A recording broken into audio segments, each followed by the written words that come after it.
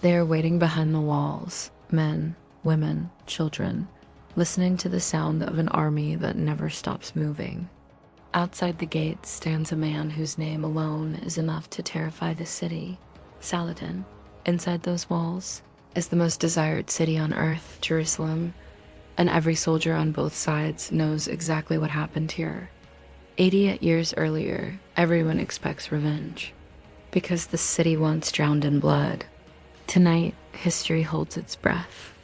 In the summer of 1099, when the Crusader armies first broke through Jerusalem's defenses, what followed was not victory. It was slaughter.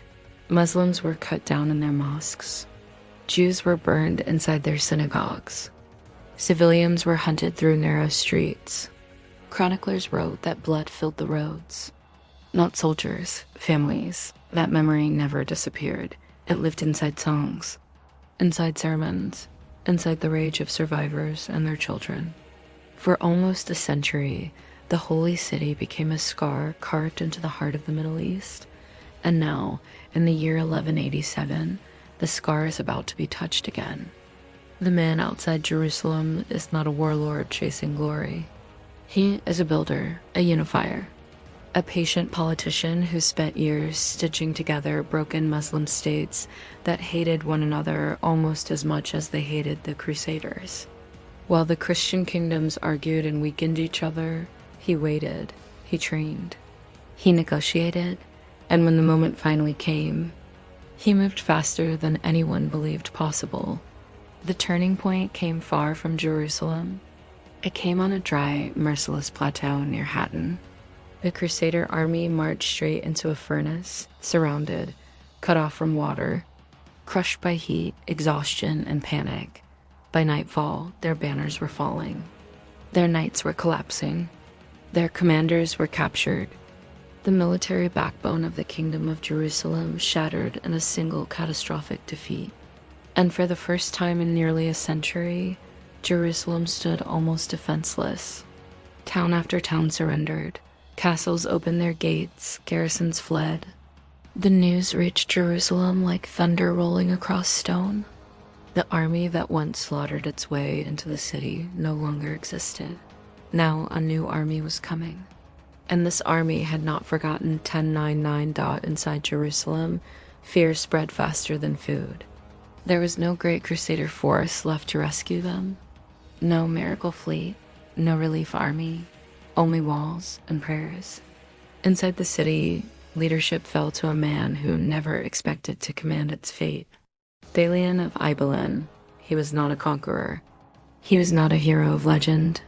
He was a tired nobleman surrounded by refugees, widows, wounded soldiers, and terrified priests. He had almost no professional army, only frightened citizens, only improvised weapons, only time. And he knew something even more terrifying than defeat. He knew what his own side had done here before.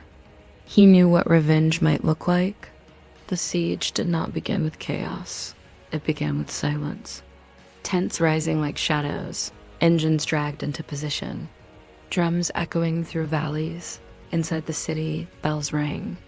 Men climbed walls with shaking hands. Children were pushed into churches. Mothers whispered prayers they barely remembered, and across the field, the banners of Saladin fluttered in the wind. Every soldier expected the same ending: massacre, retribution, a final settling of accounts for 1099. Negotiations began. And then something strange happened. There were no threats of extermination, no promises of rivers of blood, no speeches about divine revenge. Instead, terms were offered: ransom, safe passage, protection. The wealthy would pay, the poor would be released. Families would not be separated, churches would not be destroyed. The city would be taken, but its people would live. Inside the walls, disbelief spread faster than fear. Was this a trick? A delay? A lie before slaughter? Or something far more dangerous to expectations? Mercy. When the gates finally opened, history did not explode. It exhaled. There was no screaming mob, no execution squares, no systematic killings. Instead, lines of civilians walked out. Coins passed from trembling hands. Prisoners were counted, not butchered. Soldiers stood guard, not with raised swords, but with order. Even Christian chroniclers, men whose loyalty belonged to the defeated side, wrote in astonishment about what they witnessed. They used words they never expected to write about their enemy: honorable, just, chivalrous. Years later, during another brutal chapter of war, one of Saladin's greatest enemies would fall seriously ill. The enemy was the King of England himself, Richard I of England, the man Europeans would later call the Lionheart. When word reached Saladin, he did not celebrate. He did not attempt assassination. He sent his own physician to treat him, not as a political move, not for propaganda, but because suffering to him was not a weapon. It was something to be relieved, even in an enemy.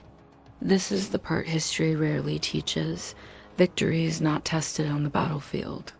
It is tested after the battlefield, at the moment when no one can stop you. At the moment when revenge would be applauded. At the moment when rage feels justified. Saladin had absolute power in Jerusalem. He could have answered 1099 with another ocean of blood. No one would have challenged him. No one could have punished him. Instead, he closed the book on massacre and opened a chapter that shocked both worlds.